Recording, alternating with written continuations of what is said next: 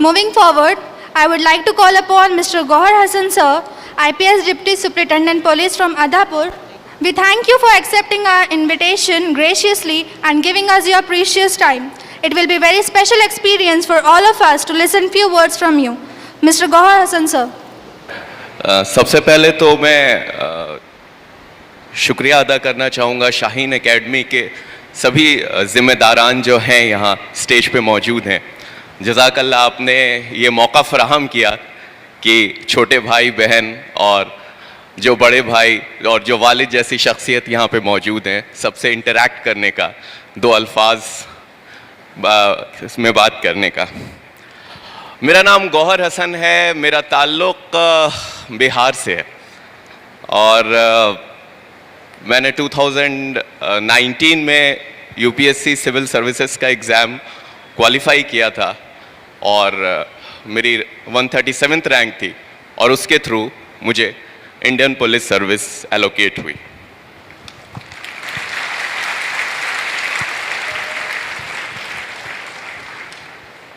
तो यहाँ पे सबसे पहले तो मैं उन बच्चों को मुबारकबाद देना चाहूँगा जिन्होंने माशाल्लाह इतनी बड़ी कामयाबी हासिल की है।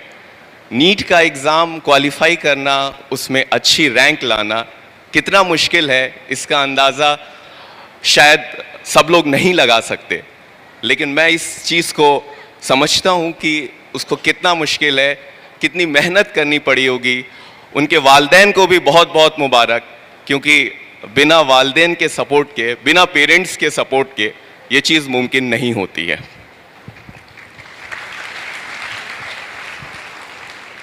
मेरा ख्याल है मैं बस आज थोड़ी बात करने आया हूँ, ऐसा नहीं कि मैं कुछ सरमन देता हूँ या आप। आज से 2-4 साल पहले मैं भी ऐसे ही बैठा रहता था, बड़े लोग यहाँ पे मौजूद हैं, लेकिन मेरा ख्याल है कि यहाँ पे 3-4 तरह के बच्चों में लोग बैठे हुए हैं। एक तो वो जिन्होंने अल्हम्दुलिल्लाह कामयाबी हासिल कर ली है, जो एक अच्छी रैंक के साथ हैं और वो आगे अपनी ज़िंदगी में दूसरे मरहलों पे आगे बढ़ेंगे। दूसरे वो लोग हैं जिन्होंने साल भर मेहनत की होगी, अपना बेस्ट दिया होगा, शायद कुछ मजबूरी रही हो कि ऐन मौके पे तबीयत ख़राब हो गई हो या कुछ ऐसा रहा हो जिसकी वजह से या तो उतनी अच्छी रैंक नहीं आ पाई हो या अनफॉर्चुनेटली उनका एग्ज़ाम में नहीं हो पाया हो। तीसरे शायद इस तरह के लोग होंगे जो मुझसे, जो मेरे तरह के होंगे, जिनका ताल्लुक़, जिनको लगता है ठीक है आगे कल पढ़ाई करेंगे, आज तो ठीक है, आज का मामला तो गुजर गया। और मैं आपको शॉर्ट में अपने बारे में बताता हूँ। मेरे 4 भाई बहन हैं और उनमें से सबसे नकारा मैं ही था पढ़ने में। तो मेरे वालिद साहब जो कि प्रोफेसर थे, अल्लाह उन्हें जन्नत नसीब करे, उनका इंतकाल हो चुका है, वो हमेशा कहा करते थे कि आखिर मैंने ज़िंदगी में, बहुत नमाजी थे, बहुत परहेज़गार थे, ज़िंदगी में कभी एक पैसा उन्होंने ऐसा नहीं कमाया जिस पे उनको अफसोस हो सके।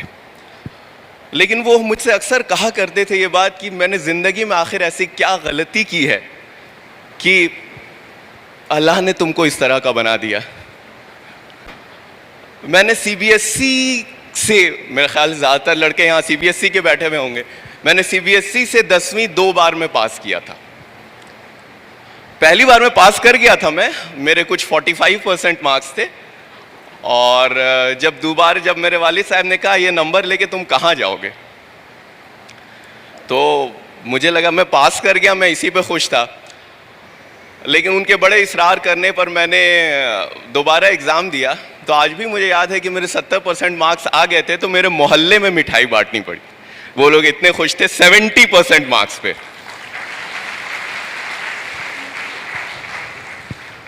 नीट हो गया, मेडिकल हो गया। उस वक्त में नीट नहीं हुआ करता था, मेरे ख्याल से प्री मेडिकल टेस्ट है, या इंजीनियरिंग के लिए उस वक्त में AIEEE हुआ करता था, मेरे ख्याल से, मुझे याद नहीं है, मुझे अंदाज़ा नहीं है कि आज के दौर में। तो ये सब तो बहुत दूर की बातें हैं, मेरे वालिद साहब को ये लगा कि शायद ये लड़का इंजीनियरिंग क्वालिफाई नहीं कर पाएगा, इसलिए उन्होंने मेरा एडमिशन डिप्लोमा में करवाया था, डिप्लोमा इंजीनियरिंग में, कि तुमसे बेटा इंजीनियरिंग तो होगी नहीं, बेहतर है कि तुम डिप्लोमा करो, डिप्लोमा के बाद तुम्हें जॉब मिल जाएगी। और उनका इंटेंशन बहुत नोबल था, जाहिर है वो मुझे बचपन से देखते आ रहे थे। एक बाप माँ से ज़्यादा, एक पेरेंट से ज़्यादा अपने बच्चों को कौन पहचानता है। तो खैर मुझे बड़ा ईगो मेरा हर्ट हुआ। अब डिप्लोमा करने को कह दिया, डिप्लोम चीज़ लोग बुलाते थे, लेकिन खैर ठीक है, अब मरता क्या ना करता। डिप्लोमा का एग्ज़ाम दिया। इंटरेस्टिंग बात है कि मेरा उसमें भी एंट्रेंस में नहीं हुआ डिप्लोमा के। कुछ वेटिंग आई थी मेरी, लेकिन वेटिंग आई थी तो किसी तरह से मैं वहाँ पहुँच गया। खैर फास्ट फॉरवर्ड डिप्लोमा हुआ, डिप्लोमा के बाद फिर जॉब भी मिल गई, जॉब तो मिल ही जाती है। उसके बाद फिर मैंने इवनिंग से इंजीनियरिंग करी। बड़े घर पे लोग मेरे बड़े खुश थे कि चलिए भाई, जिससे ये उम्मीद थी कि पान की दुकान से ऊपर कुछ कर नहीं सकता है, एटलीस्ट वो एक जॉब कर रहा है। मैंने जॉब शुरू करी अपनी। जॉब शुरू करी तो 1 साल, 2 साल, 3 साल। जब 3 साल मैंने जॉब वॉब कर लिया तो मुझे लगा कि शायद मुझे कुछ और करना चाहिए। उस वक्त में मुझे कहीं ना कहीं ये एहसास होता था कि मैंने ज़िंदगी में कुछ भी नहीं किया अभी तक। जैसे नदी के एक फ़्लो के साथ लोग बहते चले जाते हैं, वैसे मैं भी अपनी ज़िंदगी के फ़्लो के साथ बहता चला जा रहा था, जैसे जहाँ जिसने फेंक दिया। ना कोई बड़ा एग्ज़ाम दिया, ना किस किया। तो मुझे पता नहीं क्यों एक ख्याल आया कि इस स्टेज पे आके ना तो मैं मेडिकल दे सकता हूँ, ना मैं इंजीनियरिंग दे सकता हूँ, ना मैं कुछ और कर सकता हूँ। मेरे पास 2 ऑप्शंस बचे थे, या तो मैं कैट का एग्ज़ाम देता मैनेजमेंट के लिए, या फिर एक ऑप्शन था सिविल सर्विसेज। मुझे बहुत ज़्यादा अंदाज़ा तो नहीं है कि महाराष्ट्र में लोग इसका क्या वो करते हैं, बट बिहार में एक बड़ा कोई भी पेरेंट्स को, ख़ास करके जो मिडिल क्लास के पेरेंट्स होते हैं, उनके अंदर एक ये रहता है कि भाई मेरा बच्चा IAS IPS बने, सिविल सर्विसेज में जाए। मतलब वो एक बड़ा उसको लगता है कि पता नहीं क्या हो जाएगा वो बनकर। हालांकि ऐसा कुछ नहीं है, ठीक है, ये भी एक नौकरी है। तो खैर मुझे एहसास, तो वो जहन में जहनियत तो वही थी, तो मुझे ये एहसास हुआ कि मुझे सिविल सर्विसेज की प्रिपरेशन करनी चाहिए। तो जब मैंने एकदम मुअज़्ज़म इरादा कर लिया कि नहीं मुझे करना है, तो मैंने अपने वालिद साहब को फ़ोन किया कि मैं ऐसा सोच रहा हूँ। वो सोचने लगे। अभी तो मुझे थोड़ा सुकून मिला था कि इसने नौकरी शुरू की है, अब इसकी ज़िंदगी थोड़ी सी सेटल हुई है, आगे का मामला होगा, अब आगे की चीज़ें देखी जाएगी। अब ये नौकरी छोड़ने की बात करने लगा। तो उन्होंने कहा कि लगता है तुम ज़्यादा थक वक गए हो, नौकरी में तुम्हारा ज़्यादा प्रेशर है तुम पे, तुम आओ घर छुट्टी लेकर के। यार ठीक है, मैं घर पहुंच गया। घर पहुंचा, मैंने उनसे कहा कि मैं ऐसा सोच रहा हूँ। तो उन्होंने कहा कि तुम्हारा कोई दोस्त तैयारी वारी करने का इरादा किया है क्या? कोई है जो तुम्हारे साथ जो इस तरह का कोशिश कर रहा है, जिसके तुम सोबत में तुमको भी लग रहा है हम भी कर लेंगे? और दूसरा, तुमको अंदाज़ा है ना तुम किस चीज़ की बात कर रहे हो? कहा जाता है ये हिंदुस्तान का सबसे मुश्किल एग्ज़ाम है, तुम्हें अंदाज़ा तो है? तो नहीं हमको पता है, ये वो ऐसे वैसे। उन्होंने कहा कि देखो, मुझसे ज़्यादा खुश कोई नहीं होगा अगर तुम वाकई दिल से, अगर तुम्हारे अंदर इरादा है कि तुम इस तरह से कर सकते हो, लेकिन ऐसा ना हो कि 2 महीने बाद तुमको एहसास हो कि ये हमसे हो नहीं पा रहा है, तो ना खुदा ही मिले, ना विसाले सनम, ना इधर के रहे ना उधर के वाला मामला हो जाएगा। तो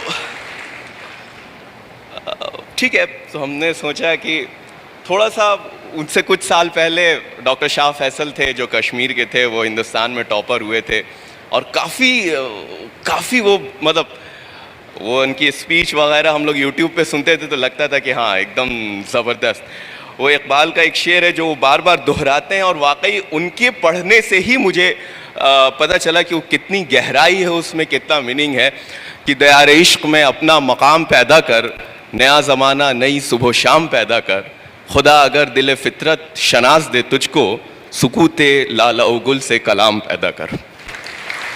तो इसमें इतनी गहराई है। अल्लामा इकबाल, इस इंस्टीट्यूशन का नाम शाहीन है। मैं इतना खुश हुआ था जब मुझे अंदाज़ा हुआ, मुझसे पहले जो मौलाना साहब थे इन्होंने बहुत अच्छे तरीक़े से इसका मतलब बताया है कि शाहीन का क्या होता है। तो खैर वहाँ से मेरा एक सफ़र शुरू हुआ और आप यकीन मानिए कि मैंने इस तैयारी के दौरान लिखना सीखा, पढ़ना सीखा, टेबल कुर्सी पे बैठना सीखा। इससे पहले मुझे वो भी नहीं आता था, बेसिक्स जो होता था। It took me a lot of time but, और एक चीज़ है, ये कुरान का कौल है कि अल्लाह उसी की मदद करते हैं जो खुद अपनी मदद करता है। तो इस चीज़ को, ये एक लंबा सफ़र चला। मैं उसके हर यूपीएससी में भी 3 स्टेजेस होते हैं, प्रीलिम्स में, मेंस, इंटरव्यू में, तीनों स्टेज में एक एक बार फेल हुआ। फाइनली 2019 में जाकर के अल्हम्दुलिल्लाह मेरा सिलेक्शन हुआ। तो कहने का मकसद ये है, मैं आप लोगों को ये ख़ास करके मैं उन बच्चों को एड्रेस कर रहा हूँ जिनको ऐसा लगता है कि शायद वो अपने अंदर से हारते हैं। उनको ऐसा लगता है कि शायद मैं कुछ नहीं कर पाऊँगा। जब वो दूसरे बच्चों को देखते हैं उनको लगता है कि यार ये मुझसे इतना अच्छा है। मुझे भी ऐसा लगता था, मेरे अंदर भी ये इनसिक्योरिटीज़ थी। ऐसा नहीं है कि यार ये तो मैं कैसे कर पाऊँगा, इतना बड़ा कंपटीशन है, इतने बड़े लोग हैं। और आपको मैं एक चीज़ बताता हूँ, मैं अपने एक्सपीरियंस से ये चीज़ 100% कह सकता हूँ कि आपका कॉम्पिटिटर दुनिया में सिर्फ आप हैं। अगर आप आज जिस मकाम पर हैं, आप कल उससे थोड़े बेहतर हो गए तो यकीन जानिए इससे बेहतर कोई चीज़ नहीं। आपको सिर्फ एक सीट चाहिए किसी भी कंपटीशन में, किसी भी एग्ज़ाम में। आपको कोई मतलब नहीं है कि दूसरे क्या कर रहे हैं। आपका कंपटीशन किसी और से नहीं है। हम हमेशा अपने आप से, अपनी जहनियत से हारते हैं, हम दूसरों से कभी नहीं हारते। अपने दिल पे हाथ रख के आप सारे के सारे एस्पिरेंट सोचिए कि जब आप जा कर के बैठते हैं एग्जाम में तो आपको पता होता है कि नहीं कि आपका सिलेक्शन हो रहा है या नहीं। आपको ये चीज आपके अंदर पता होती है कि yes I am going to be there और नॉट। क्योंकि आपका दिल आपका आईना होता है। तो अपने आप से मत हारिए।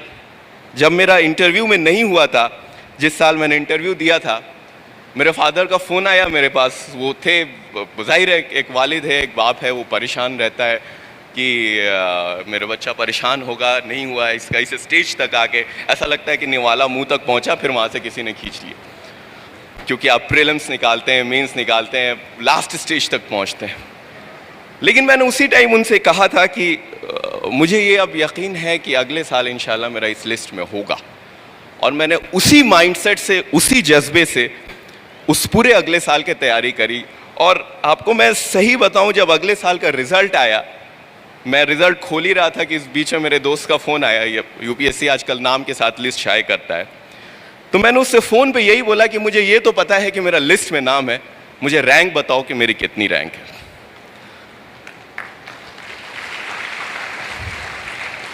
और ये मैं 4 बार फेलियर होने के बाद की बात कर रहा हूँ। ऐसा नहीं कि मैं पहली बार में, किसी तरह का कोई गुरूर नहीं किसी का, बस मुझे अपने अंदर यकीन था कि हाँ। और आप सबको, जितने भी एस्पिरेंट, जितने भी लोग यहाँ बैठे हैं, उनको पता होता है।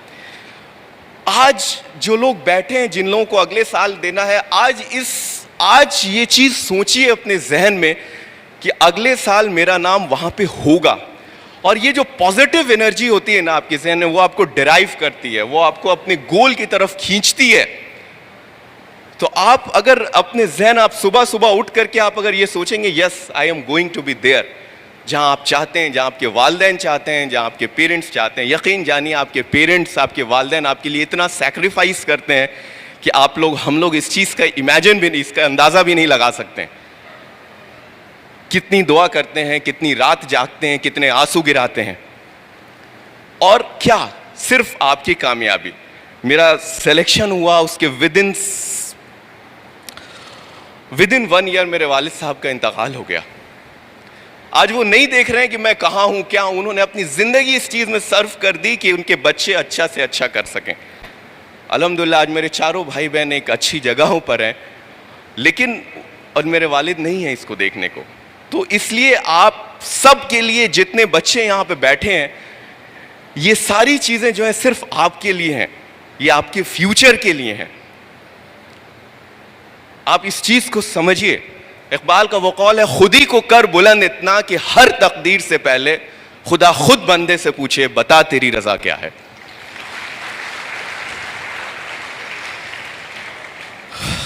तो मुझे बहुत ज्यादा कुछ नहीं कहना है, और थोड़ा सा मैं पेरेंट्स जो हैं यहां बैठे हैं उनको भी मैं एक चीज कहना चाहूंगा, अपने बच्चों पे हार मत मानिए। अगर आपका बच्चा अच्छा नहीं भी कर पाया किसी वजह से, मैंने आपको बताया मैं शुरू से किस तरह का स्टूडेंट था। मेरे वालिद के लिए ये बहुत आसान था, मेरे फादर के लिए, मेरी मदर के लिए, कि मुझे अपने हाल पे छोड़ देना, ये तो कुछ नहीं कर सकता है। It's very easy. या फिर खुद हार जाना कि भाई मुझसे जो हो सकता था। लेकिन constantly since childhood he tried to motivate me, he tried to promote me, he tried to give everything. तो अपने बच्चों पे कब अल्लाह उसका जहन कब खोल दे, कब उसको आगे बढ़ा दे, ये किसी को नहीं पता होता है। तो आप लोग भी ज्यादा से ज्यादा कोशिश करते रहें अपने बच्चों को आगे बढ़ाने की। अल्लाह से दुआ करते रहें कि नहीं ठीक है, जब और कर सकते हैं तो आपके बच्चे भी कर सकते हैं, सब लोग कर सकते हैं। तो इसलिए ऐसा नहीं है कि कोई भी इस हॉल में जितने एस्पिरेंट बैठे हैं, जितने बच्चे बैठे हैं, सब लोग सब कुछ वो सारा मुकाम पा सकते हैं जो आप चाहते हैं, जो आप करते हैं, जो आपके दिल में है कि नहीं मुझे ये करना है। दुनिया में कोई भी चीज़ मुश्किल नहीं है। मैं तैयारी करने से पहले मुझे कह देता कोई कि आप आधा पैराग्राफ किसी टॉपिक पे लिख दीजिए, तो शायद मैं नहीं लिख सकता था। अब मेरे वालिद ने मुझसे कह दिया कि तुम उर्दू सब्जेक्ट लेके लिखो। यकीन जानिए मुझे उर्दू का इमला तक सही लिखने नहीं आता था, लेकिन उन्होंने कह दिया। मेरे जहन में भी क्या हो गया, मुझे जाहिर है मुझे वक्त लगा, मुझे मेहनत करनी पड़ी, सारा वक्त सारी चीज़ें उसमें गुजरी। लेकिन एक ऐसा दौर भी था जिसमें मेरा ऑल इंडिया हाईएस्ट मार्क्स थे उस सब्जेक्ट में।